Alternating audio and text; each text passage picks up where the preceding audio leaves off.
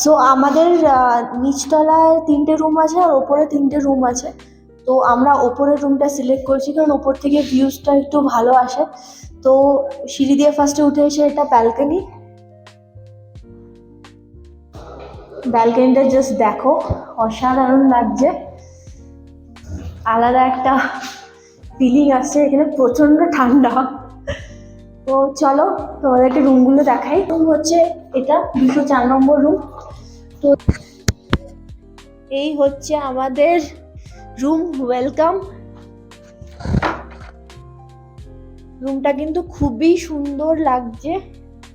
এটা একটা খাট, এখানে বেশ বড়ই আছে রুমটা। এখানে একটা ড্রেসিং টেবিল দিয়েছে, এখানে একটা টিভি, এখানে ফোন রয়েছে, এখানে একটা বসার টুল রয়েছে। অ্যান্ড যে কারণে এই রুমটা আমরা সিলেক্ট করেছি, এর ভিউ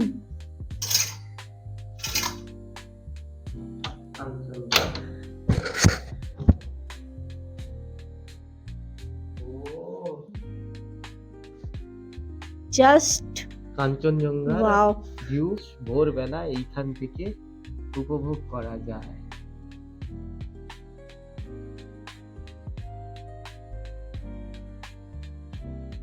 যেমনটা বলেছিলাম কি এবারের ট্যুরটা অনেকটাই স্পেশাল, কারণ এরকম ফুডিং লজিং সমেত ট্যুর আমরা আগে করিনি। আমরা সবসময় নিজেরাই সবকিছু অ্যারেঞ্জ করেছি, কিন্তু এবারে আমরা ট্রাভেল এজেন্সির থ্রু সবকিছু ম্যানেজ করেছি।